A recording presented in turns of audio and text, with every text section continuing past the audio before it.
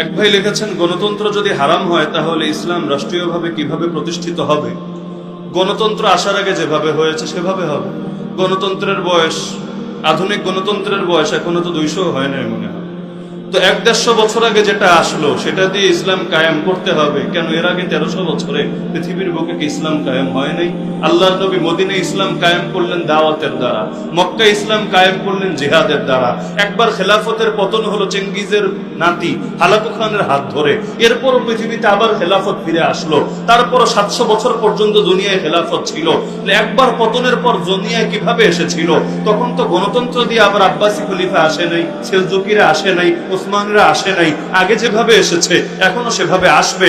আগের কোরআন পুরনো হয়ে যায় নাই। লা ইউকাল্লিফুল্লাহু নাফসান ইল্লা উসাহা। আল্লাহ বলেছেন সূরা বাকারার সর্বশেষ আয়াত 286 নম্বর আয়াত, তিনি সাধ্যের বাইরে বোঝা কারোর উপর চাপিয়ে দেন না। কোরআনে যেহেতু তিনি গণতন্ত্রের আদেশ দেন নাই, কিন্তু ইসলাম কায়েমের আদেশ ঠিকই দিয়েছেন। সুতরাং কিয়ামত পর্যন্ত ইসলাম কায়েম কোরআনের দ্বারা, নবীর আদর্শের দ্বারা, সাহাবীদের তরিকার দ্বারাই সম্ভব।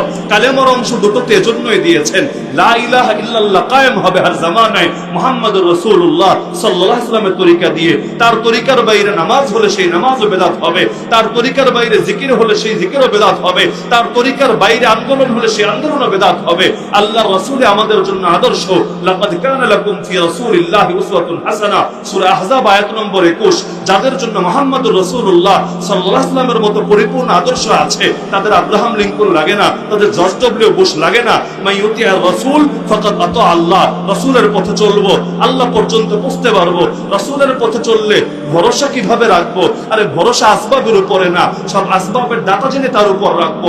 আমার কাজ নবীওয়ালা তরিকায় মেহনত করা। সফলতা বা বিজয় আমার হাতে না, আমি মেহনত করব, বিজয় আল্লাহ দিবেন। কিভাবে দিবেন ভাবা আমার মতো গুনাহগার বান্দার কাজ না। বদরে যেভাবে দিয়েছেন প্রয়োজন সেভাবে।